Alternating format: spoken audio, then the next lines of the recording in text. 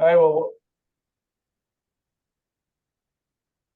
welcome everybody. Hope you had a good Labor Day weekend. So this meeting is being held via Zoom under a law signed by Governor Baker on July 16th, 2022, granting authority for such virtual meetings and extended by Governor Healy through March 31, 2025. And also this is being recorded, as you just heard, and we welcome people from the public to attend. And I'll stop there, and we will do questions at the end of the agenda and go from there. So first, I've been gone for a week, so I don't think I missed anything, but is there any questions anyone has? Otherwise, we'll vote to accept the minutes of the previous August 4th, 2023 minutes. Sounds good. Blair? I'll make a motion to accept the minutes as delivered and presented. All right, thank you very much. All in favor? All in favor? Aye. Aye. All right, accepted unopposed. Thank you very much. Brian, could I just ask you to do a roll call for the members of the SAB and staff? Sure. Just so that I know who's on the call, that's all. Of course, yeah. So Kathy and you and I are on from the SAB, and Lauren Lang is on, John Oliveira is on. Let me go through the list here. I don't know if Lauren, I said. Sorry, I got to go to my full participants. I just shrunk it down. 1 second. Who else am I missing? Nathan is on. Lucy's on. Mike's on. Am I missing anybody? I don't think so. I think you got everybody from MCB. Excellent. Welcome, everybody. Thank you, Brian. Sure. So first item on the agenda is commissioner update, general update. John? All right. Good morning, everybody. Good morning, John. So we received some questions from Blair that he said he got from the community. So let me just take care of these first. The first question was regarding services that we're providing to MCB consumers regarding the closure of the New Bedford and Worcester offices about 2.5 years ago now.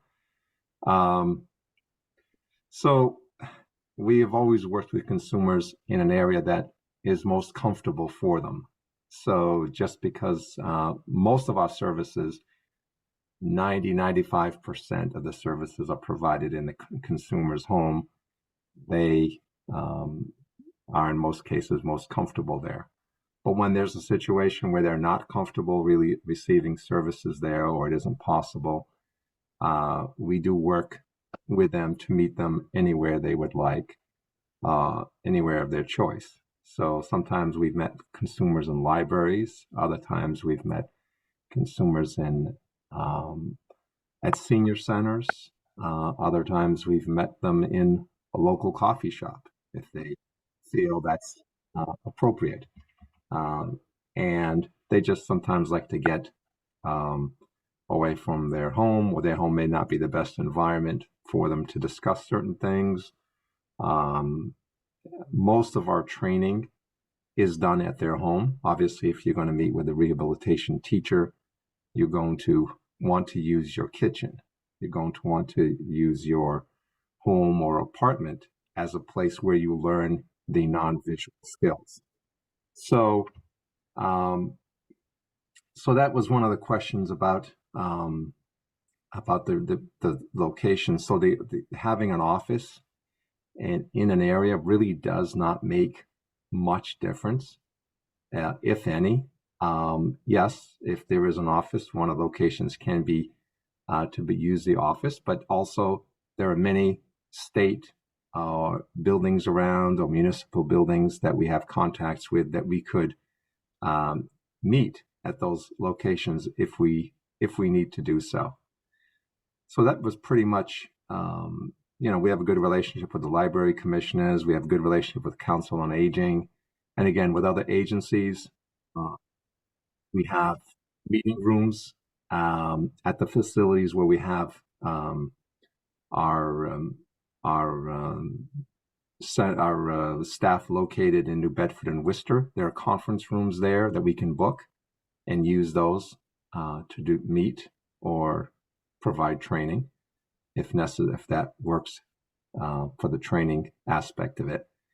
So it really, I think that's an issue that's pretty well resolved. I've not heard over the past 2.5 years any complaints of people not being able to find space to either meet for counseling or meet for any sort of training purposes. The second question was about regarding MCB outreaching or having a place for the community to send their announcements to. So last spring, just a few months ago, we launched a calendar on the MCB homepage. That's we publicized that by sending an email to our stakeholders, our community partners. We also included that information in our summer newsletter that went out to the consumers, our staff, everybody and anybody that we had emails for. We sent that newsletter, and the information is there. We're hoping that organizations reach out to us, send us the information, and we'll be glad to post that for them. So at this point, we have only had 2 organizations reach out to us with information. When we get announcements on other matters, we post it there too. But let's spread the word. We'll do another blast or another getting the word out to the consumer groups, anyone or any of our community partners. If there's any announcements, we'd be glad to post those up there. And it's a good space, and we are not limited in any way, so we can go ahead and do that. The third question John, can I just interrupt for a second? Sure, This is Brian. Yeah. I didn't put this one on these are items number 6 for bullets, which I'm glad you're going through them now. I didn't do this one because I thought it was could be done later on, to be honest. But the one thing that it did reference, which I also think is a different discussion, is the question: where could organizations and support groups, could they register with MCB as a resource for clients? And that's a different animal too. That you guys would want to verify what their capabilities are and all that. So I purposely hadn't put this one on the agenda at all. I'm glad you brought it up, but that's the third piece of that was part of this question number 2. And I don't know if you want to deal with that now or not. But Can you repeat that piece again? Yeah, I could have said it a lot more clearly, couldn't I? The other part of that same question was, for different organizations and support groups, how do they register with MCB as a resource for clients? As a resource. Okay, all of our staff are pretty well versed. If someone sends it to our website, communications director fields that information, and we put it together and we pass it on to our staff. We talk about it at different committee meetings, be it vocational rehab or social rehab, so that the staff get to learn about it. As far as registering as a resource, we have a list of organizations that we keep internally that we refer people to all the time.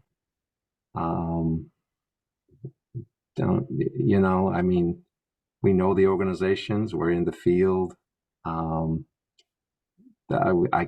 Let me think about it and discuss it with the executive team on registration and that sort of thing. But, it's such a small field here. We're serving Massachusetts. Between our staff that work in the field, our staff that work in the regional offices, staffed on the executive team, I think that we have a pretty good handle on the different organizations and groups that we work with, and know where to reach out. There is some staff have lists put together. There is through the Regional Advisory Council, there was an effort to put a resource list together. They're gathering that information, and one of our vendor partners would be hosting that information. So there are different efforts, but let me I'll discuss that a little further with the team and see if there's any need to register the folks. But if we've missed someone, we'd be glad to get in touch with them. If anybody on this call knows any organization that they don't think that MCB has done enough work with, drop us an email, and we'll definitely check them out. But I think we're pretty well connected, but I don't have any problem with registering. I just have to see if there's an easy mechanism that we could use to make that or allow that to happen. Thank you. Brian, ahead. excuse me, John, sorry, it's Kathy. I just had a couple of questions. One, just as a follow-up to what you were just referring to, John, and what Brian raised, and it seems like a member of the community raised. Is it possible just to post that resource list on your website? I know you mentioned something about a regional advisory council putting lists together and having a vendor post the list, but I'm just wondering if you do contract with organizations for services for your consumers. Is there any reason why that can't be posted so not only your staff know, but consumers know as well, and public? And I have another follow-up question. It can be posted, or we can post the link that takes you to that vendor's website, so you can look at the list. Perfect. We're reviewing the list to make sure that it's accurate, and we're assisting them in that way. The effort is being headed up by one of our regional advisory councils and one of our regional directors, and he's brought us in. And our communications director is working with them, and he and I have consulted on that list, and there was some information that was not accurate, so we want to make sure that list is as accurate as possible before it is posted out on our vendor's website. But we can certainly add a link, or we can put that list on ours, but it depends how extensive it is. We do have a restriction of space on our website on mass.gov/MCB in some cases, so we will definitely work out a way that people can access it from our site, and hopefully the list will work out. But it's coming along pretty well. We're just sort of helping them fine-tune some information and clarify some information that was on there. And it should be available fairly soon, I believe. Okay, that sounds like it's in Right. process. Brian, I'm sorry, but I have a couple other questions. So I'm curious about the regional advisory councils and if there's any connection to our advisory council, number one. And number two, I feel like I might have missed something as far as the agenda goes and these questions that came in from the community. I guess I'm not sure what the procedure is, and I may have missed something, or I wasn't aware of these questions. I don't know if I should be made aware of them prior. But I'm just curious, like, what is the procedure for? So Kathy, let me start with that one and take John off the hook. So I got this from Blair. Blair got it from people within the community, and I literally was scrambling right before this because I was heading to be away for a week, and Right. I should have probably sent it to you as well. I just took the liberty of taking a couple of them and throwing on there, but I also had said I don't know if we'll cover them during this meeting or not at the time. But But I would put that on, the process is kind of undefined, I guess. I mean, Blair received directly from somebody or multiple people some questions. I did not receive any. And he did send them to me, which, to be considered for the agenda, and I probably should have sent it to you as well. So that's on me. Yeah, no apologies are necessary. I understand, how busy everybody is, but I do think it would be good to define the process and to improve transparency with this group. I think that would be really helpful. And I think that's what we're talking about with even with the list of organizations and posting them on the website. So it's a resource. It's really about increasing transparency. And I think that, it'd be good to do that here. So if there was a way that when these questions come in, maybe it's a general like email address or something. I don't know. Mike could help with something like that, or like something that's on our webpage where people can submit their questions ahead of time and we all get them, or just something like that. I just felt like I missed something for a minute there. No harm done for the immediate moment, but going forward, maybe we can improve that a little bit. I do think a process would be good to have, that it just funneled into one location that we can all look at from the general public or through other people, whatever the case may be. Yeah, I agree. I think we should talk about that and figure it out. Okay. I think I'd just add one other comment. If there was an agency or a support group or organization out there that is maybe brand new and wants to help in the blind and low vision community, I should think they would also want to reach out to MCB directly and say, how can we be involved, or how can we do that?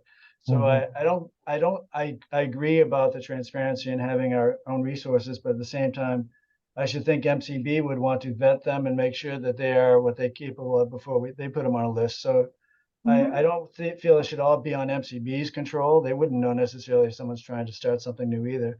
But I think on our end, from a SAB point of view, we should definitely have a funneling point of where all questions could be sent or something. And I don't know, John, if you have room on your website for that. Probably not. We could figure out a way to do that. That's kind of permanent too. Not. I mean, board members change and all that too. So I'd rather have a location that is stable, for people to address those questions and comments. Yeah. Thank you. Well, Okay. I don't recall any other SAB throughout my time here has ever given opportunity for people to ask questions in advance. We can answer any questions at the meetings, but answering questions in advance will require someone to be monitoring that list, and someone to be vetting the questions, and someone to be researching the questions for answers. So if you guys are prepared to do that, then I will be glad to do that. But some of these questions may require some research, and so but if that's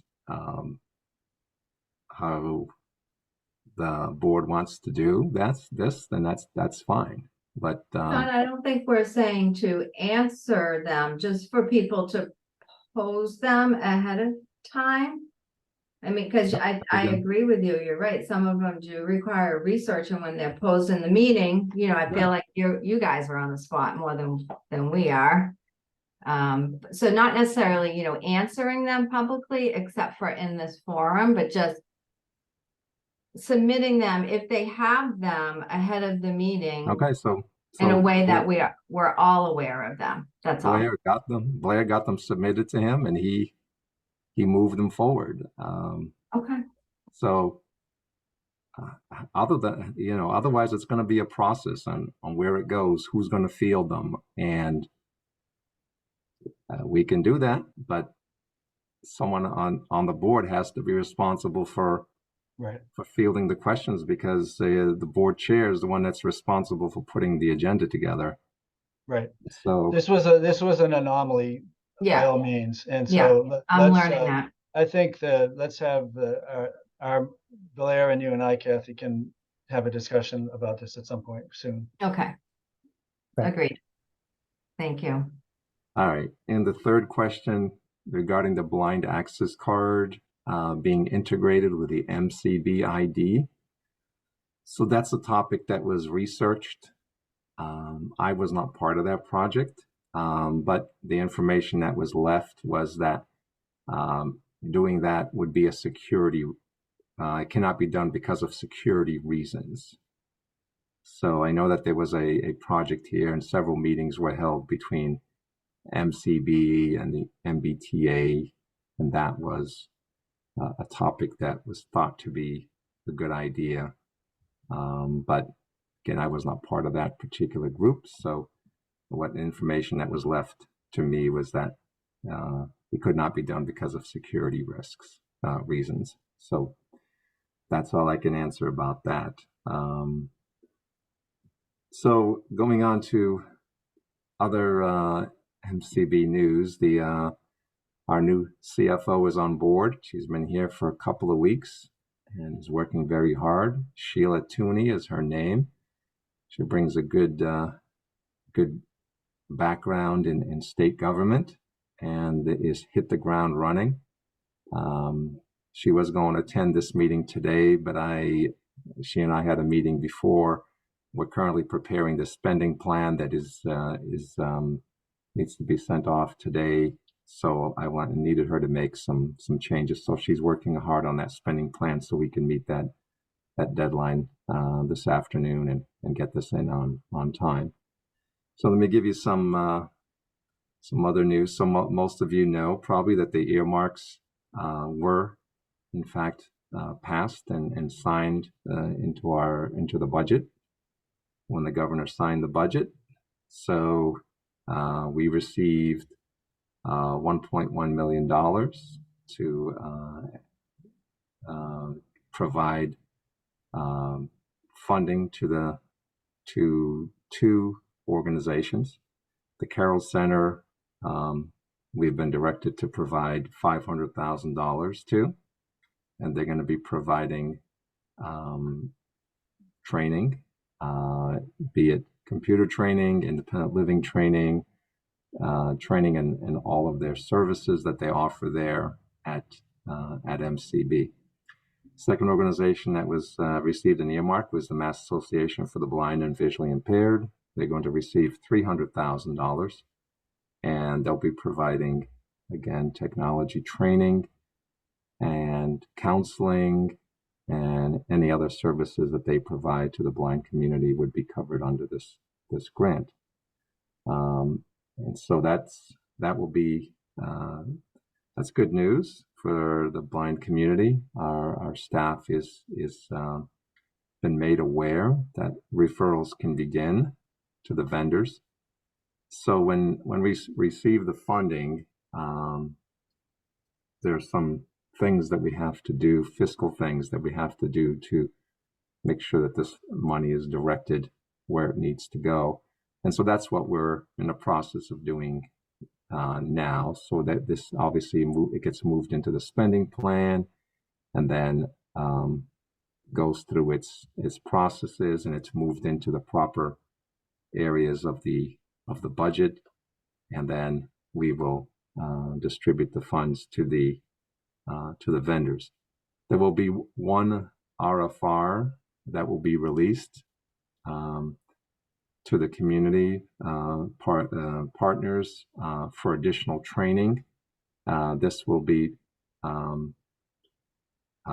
take up another amount of money that will provide training at home for those who are not able to go to sites or live in certain parts of the state, primarily Western, Central Mass, and Southeastern Massachusetts, since it's much a longer commute, and they don't have centers in their community, for the most part, that can serve them with computer technology.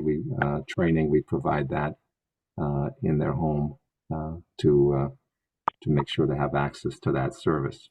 The remaining $100,000 will be allocated to our technology unit to provide additional equipment for the consumers that are receiving training and eligible to receive equipment from MCB. So that'll be a great boost. We also received an additional $250,000 that was proposed by the union, 509, and they will be receiving funding to add several positions. We're still working to see how much that money would cover, and we'll be working on that, and that's also being put into our spending plan and moving that money into the personnel area of the budget so we can start working on that. So that'll be a good boost for the regions or programs that receive additional staffing, and we're looking at other areas to see if there's any possible way we can add additional staffing at MCB. That's where we're looking at in a spending plan and see how things go. So the the committees here at MCB continue to work on programming. We have the employer awareness seminar coming up. That's where we invite potential employers or employers who've hired people with disabilities, but we are getting some new employers that are coming to learn about the services that MCB provides to get folks, help folks find employment. And so they'll learn about those services, and then following that, we follow that with a job fair and what we call a reverse job fair. It will be online, and we will have consumers present themselves in a pitch to the employers watching, and then if the employers are interested in more information or talking to that consumer, they will schedule interviews at a later date. So we also continue to work on our White Cane Day event at the State House. This will be an in-person event. Hopefully, many of you will be able to attend and join us at the State House. It is a great event, and it's good to be back in person and doing what we do in public and socializing with our consumers and bringing our staff out into the community.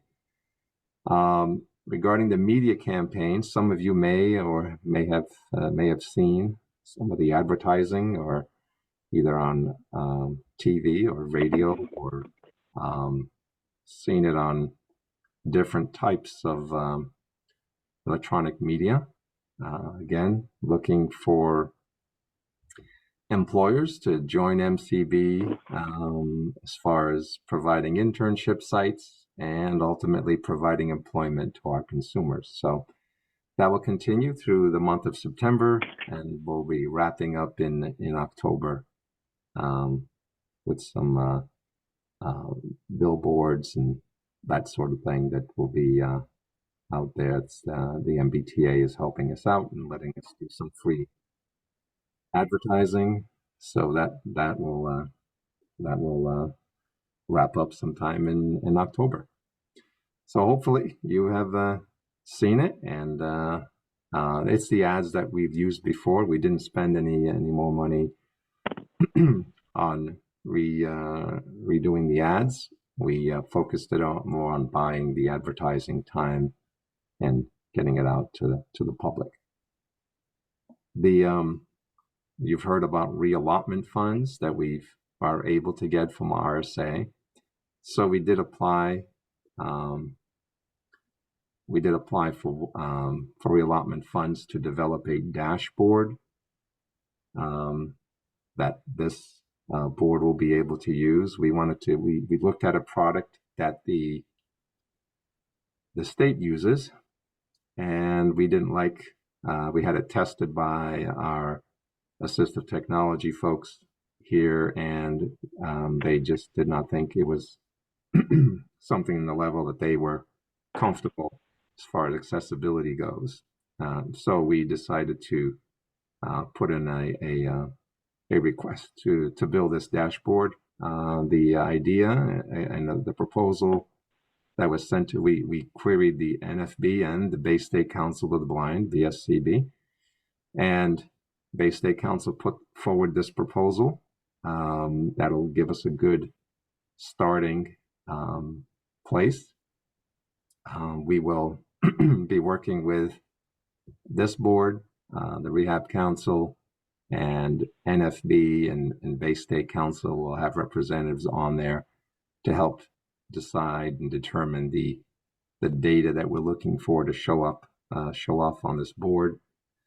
And once we get that squared away, we'll put out a request for proposal or an RFQ, looking for the a vendor to build it for us, and we'll hope to roll it out a little bit down the line here. So 15% of those funds have to go to our pre-employment transition services budget. That's how RSA works. Whenever you get money from them, 15% has to go towards that budget. So we'll subtract 15% from the funds, and the rest will go out for bid for a company to continue to do what they to build this for us and move this forward. So the next section is a little bit on the fiscal side, and we're still working on some of these issues that were left by the previous administration, and we had to work on to settle. We have been working with the Rehabilitation Service Administration to try to clean up some fiscal issues that they had regarding prior years, and so we have settled in back in fiscal year 2020. The RSA said that we had promised to return some funding, and that hadn't been returned yet. It was due last September. They said if we didn't return that money, they'd put us into a non-compliance status. So we have worked it out with them, and last week we were able to wire. We were sort of watching. We had to use funds that were not going to be. It couldn't be state. It couldn't be federal funds. It had to, because those funds were used. So we had to return money that was not going to be used, that were state funds. So we were able to do that. As the end of the year approached, we saw some pockets of funding that were not going to be used, that were state funds, and we were able to return the money to them. So we've met that deadline as far as getting that money back to them by September, so we would not be put into a state of non-compliance. We had to return $129,000 to satisfy the federal grant obligation, and we had to return around $3,000 to satisfy the supported employment plan, the supported employment funding that they provide to us. We had to return $3,000 of funds that they said we should have been returned, and by last September, and we're not.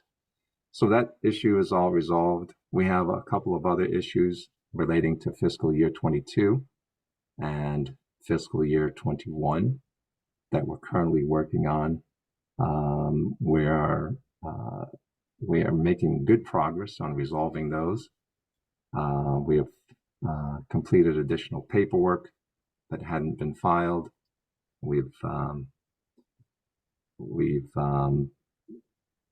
Are able to, if we have to return any additional funds, we have the funds because the grant year is still open, and so we've set the funds aside, and we will be able to return those funds of that very shortly to them. Much smaller amount of money and still working on the final amount. And we got to give you an update on that on the October meeting. But there's been a lot of communication and a lot of having our budget director on board and having our new CFO on board has been extremely helpful. Our fiscal team over at folks at the MRC were also very helpful. Didn't have a CFO on board to come in and provide me with some, and our budget director with some additional information that we were not aware of. And because neither one of us had been involved in these types of issues before. So, but everything is being resolved, and we are hopeful that everything will continue to be resolved in a favorable manner. Again, what we return to them would have no impact on MCB, because that was funds that were going to be returned from this year's state fiscal year. So we're working with the federal fiscal years and state fiscal years. So they both begin and end at different points, and so we have to make sure that we just keep managing that properly. But things are looking fine, and we have some strategies we're developing to help monitor and manage the way funds are moving through the budgets here at MCB to prevent that from occurring again. And we're coming up with different strategies that will, again, will continue to allow MCB to provide good services to our consumers and to continue to manage the best way we can, so we can stay in good compliance with the Rehabilitation Service Administration, which provides our VR grant to us from Washington, D.C. So we also received some additional funding from the Rehab Service Administration for our older independent blind program. We just pulled that down a couple of weeks ago, and we need to spend it fairly quickly. I guess they had some extra funding, and they offered each state in the nation, or most states that had been spending their money appropriately, they offered them some additional funding. So that was only in the amount of $7,800, but that will be to support our older independent blind program, which serves seniors 55 and older. So most of that money will be used to purchase equipment, so we can provide additional training or provide additional equipment. A lot of it is low vision equipment, handheld low vision devices, and some table mounted or desktop units may be provided. That'll be the director and our technology team will be working on that. We'll be placing that order very shortly. We also moved some money from our SSA reimbursement. We received some reimbursements from the placements that we do, and we were able to move those funds into positions so that our technology unit could provide additional VR equipment when requested for consumers in the VR program. So things are going well, and everything is coming along. It's always good to get a little extra money, and so we can reach out to more consumers as requests keep coming in. Thank you, John. All right, that's pretty much it for me, Brian. Okay, thanks for the detail too. That was good. We did have, I don't know if there's any updates on the dashboard for registrations and things like that. I know you talked about programs a little bit. We can have Nate Scrocky go forward with that. Great. Thank you, John. Good morning. Morning, Nate. Morning, Blair. I'm just going to bring it up. Not a lot of big changes this month. Actually, very few changes as far as, you know, just the regular progression that we'd expect. I'm going to share my screen here. Okay.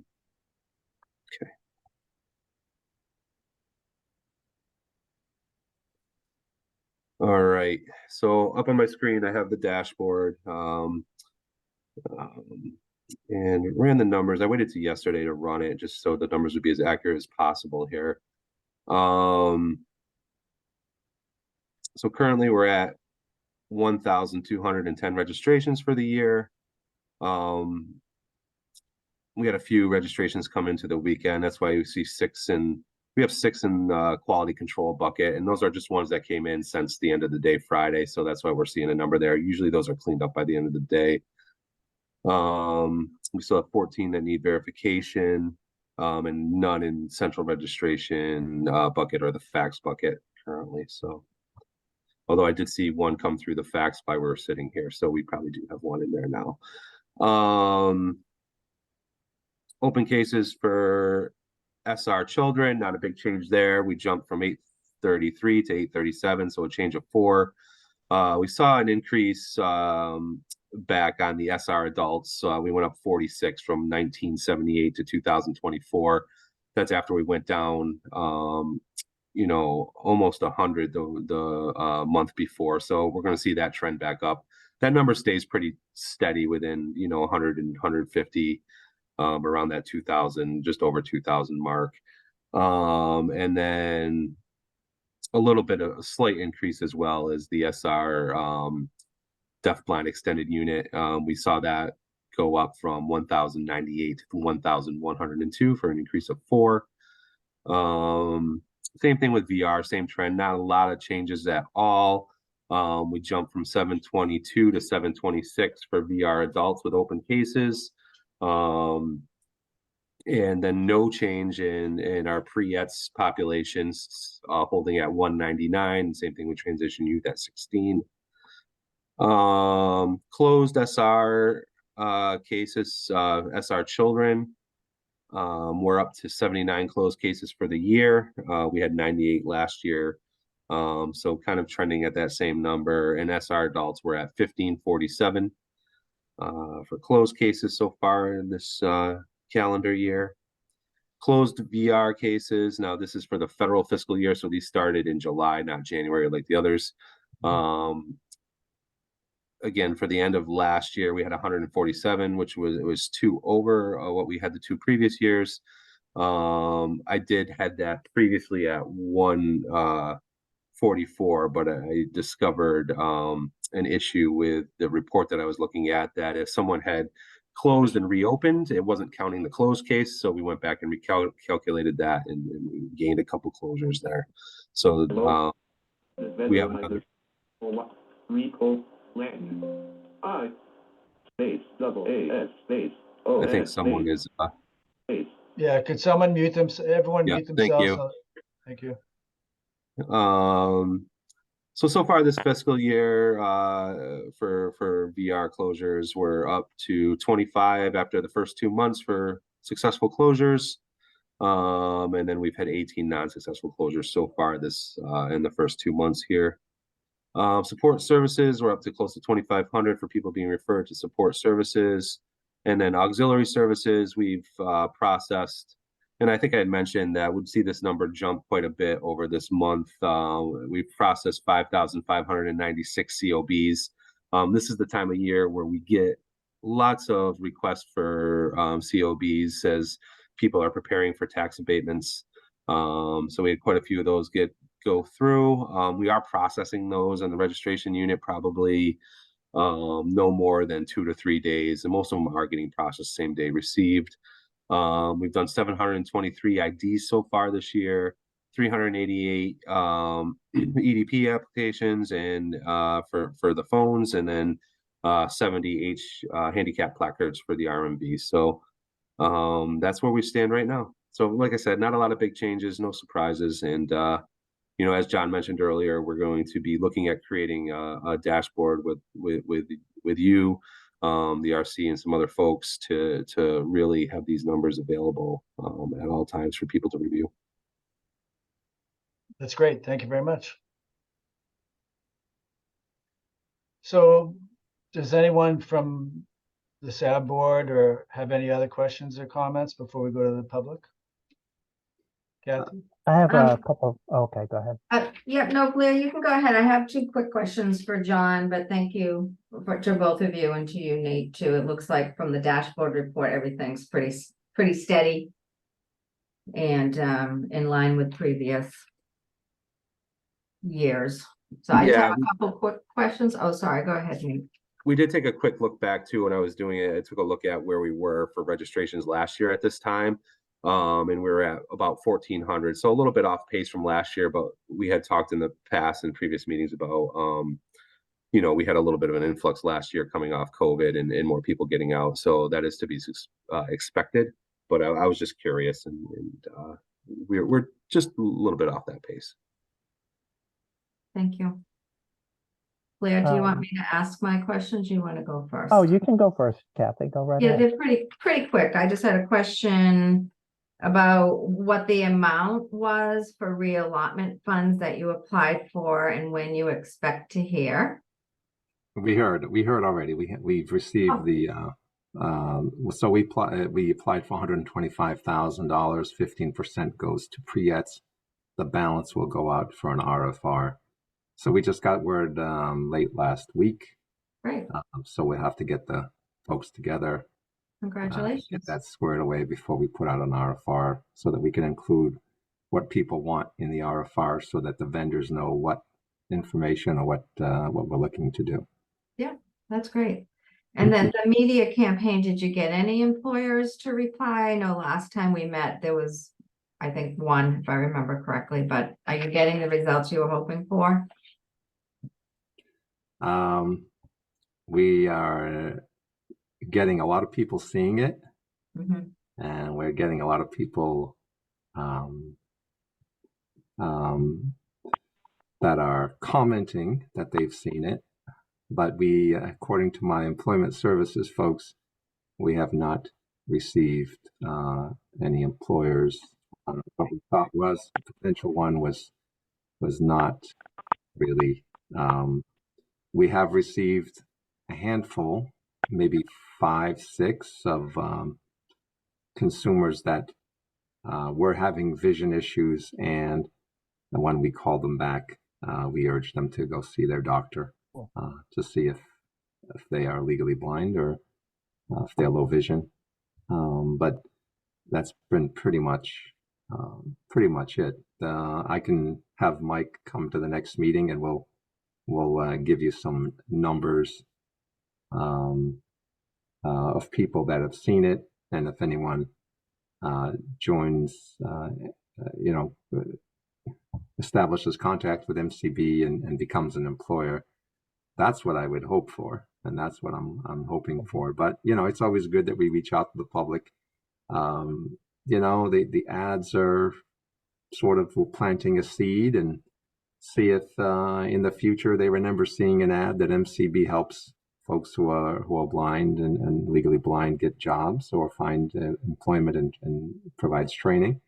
And so maybe that'll pay out in the future. But at the present time, we don't have any that we can say were brought in through the advertising campaign. It just has a refresher of memory. A couple of years ago, Work Without Limits at UMass Chan Medical School had a contract with MCB for the 2020 campaign, which was geared toward employers. And at that time, I recall that Work Without Limits had about a dozen employers who were looking to join MCB as a result of their input into that campaign. And it's a little cold now. It's been 2-3 years, but just, letting you know that there were some employers that had really great interest in getting more involved. Yeah, Okay. it's different times too. I mean, employment wise and all that. There's a lot of, I've worked with a lot of marketing in my life too, and it is hard you want to see numbers right away, and sometimes you do and you get lucky, and sometimes it takes a while before you get a lag in that response. But it is awareness too. I agree. It's a challenge. The campaign looks good. I've seen it on my internet browser Yeah. dashboard. Oh, yeah. It's all over. We're getting a lot of people seeing it. A lot Yeah, I of think people. I saw something on TV too, if I Yeah, remember. it's on TV. It's on Mhm. TV. It's on radio. It's on the Red Sox game. Yeah. Yep. I mean, it's out there. Mhm. Okay, Blair, you're up real quick because we want to have Yeah. time for our consumers too if they have questions. Excellent. Nathan, you don't need to answer this today, but I know last meeting we did talk about if it was feasible at all to put together some data regarding once a strategic training plan has been put in place by the field trainers, how quickly after that are we able to actually work with clients and accomplish the training? I know that's a big ask, so I don't know if that is at all feasible, but have you been able to give it any thought over the last month? Yes, Blair, I definitely took a look into that and couldn't discover a way to Okay. effectively do it automatically with our current case management system, unfortunately. So we would have to go in and look at cases individually. So right now, John and I are discussing it's more of a resource issue at this point and being able to do that. So it's probably a little bit of a longer runway to get that information, but it would have to be case by case being reviewed on when the case was registered, when it was when a plan was created, and then going in to look at when these services were provided through case notes and other means. Okay.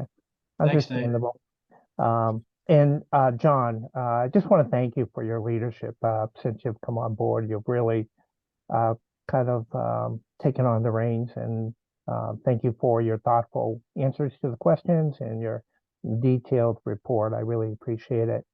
Can you just comment on your status as commissioner? Is that interim or is that now a actual, you are the commissioner? And I believe, is there a vacancy for deputy commissioner? And any update to the other fulfilling the vacancies on the SAB? Okay. I'll take your last question first. So I know that the undersecretary is trying to move them forward.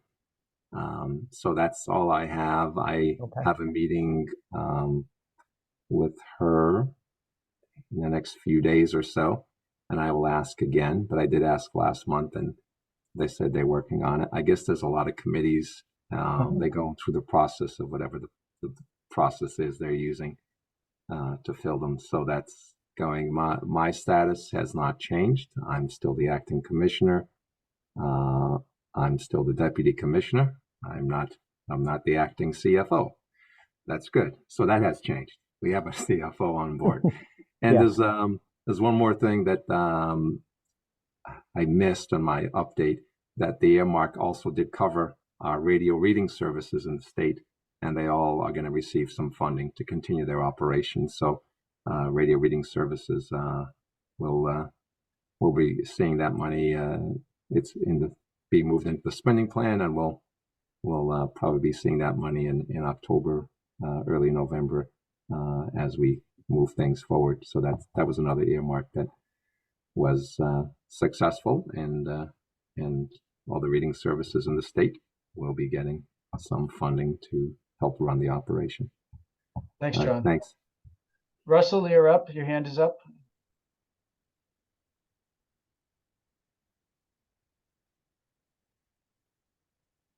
You have to unmute your. Oh, there you go. Yeah, okay, sorry.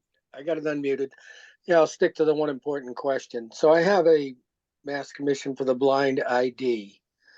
And not the last one, but the one before that I had a barcode on it. So that when I went to the airport or other security places, they could just pass my card over it and I'd go in like I was a regular citizen.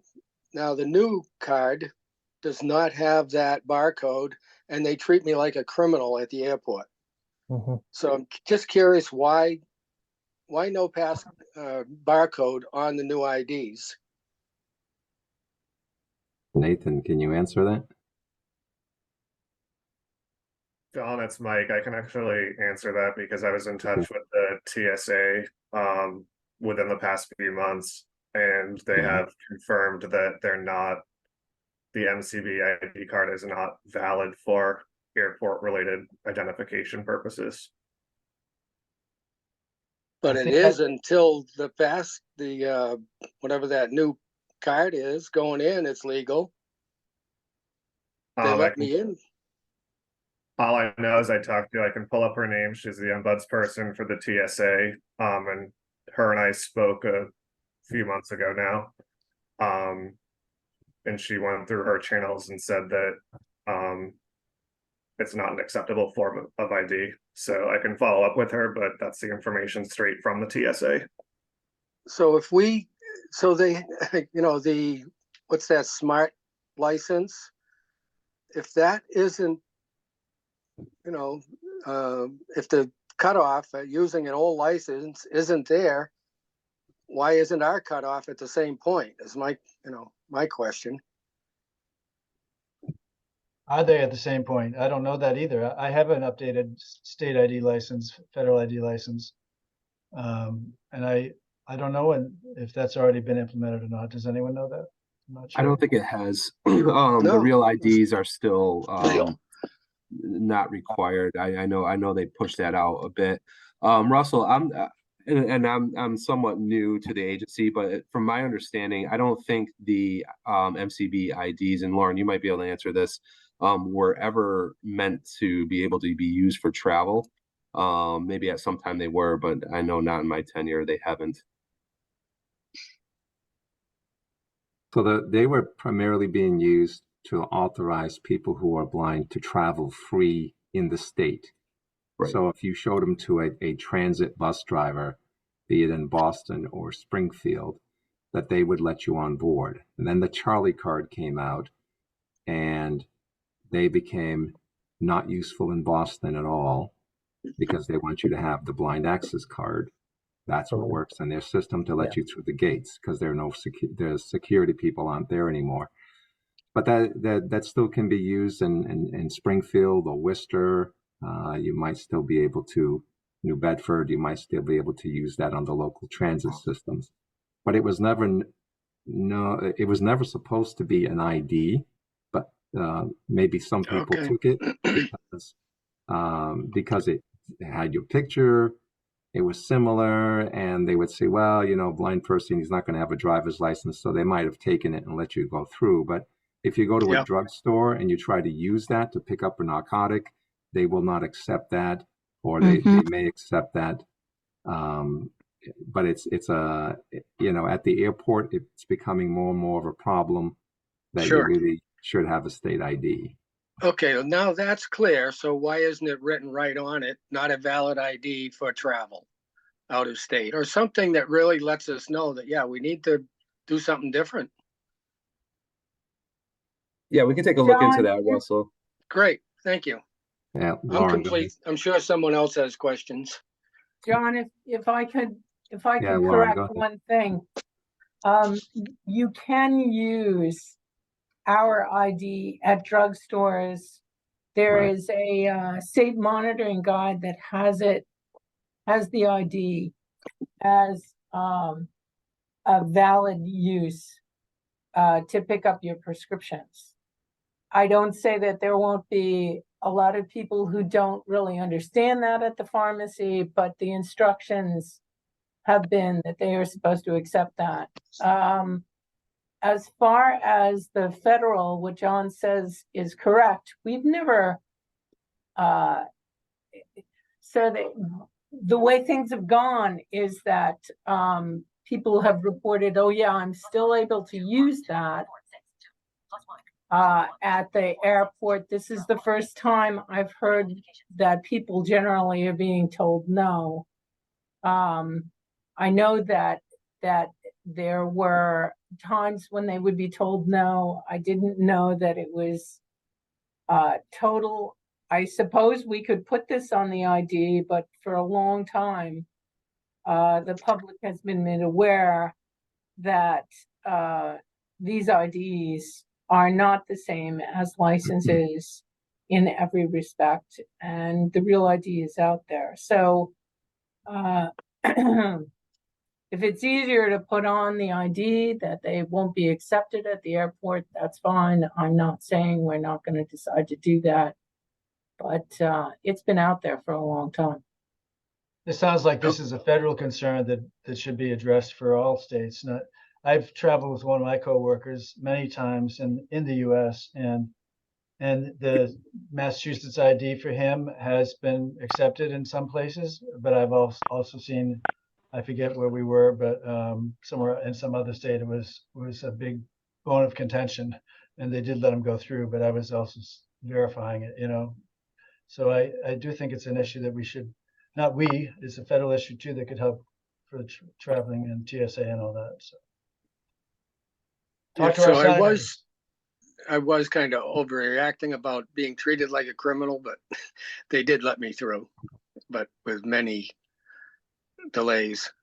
Thank you very much for Does the create answer. a tense situation. I agree, Russell. Yeah, Thanks, Okay. Russell. We appreciate it. thank you.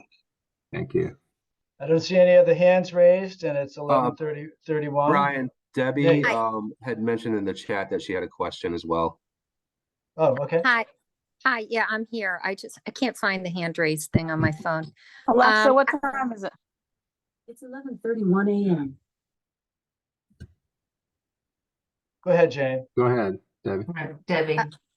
Okay, so I just wanted to ask if there had been, I know it was discussed last time, any further consideration of changing the time of this meeting for like lunch hour for people who have to work and consumers who might want to attend?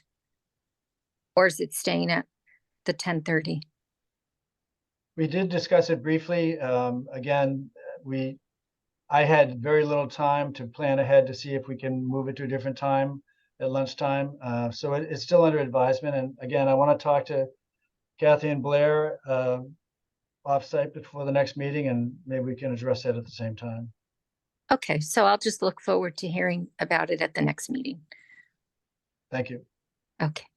Thank you, Debbie. Other than that, I think we're all set. I appreciate everyone's time and thoughtful questions, and we'll regroup in the near future, and we'll send out some updates if we change the time. Thank you very much. Have a good Thank day, you, everybody. Brian. Thank you, Thank you, everybody. Have a everyone. great day.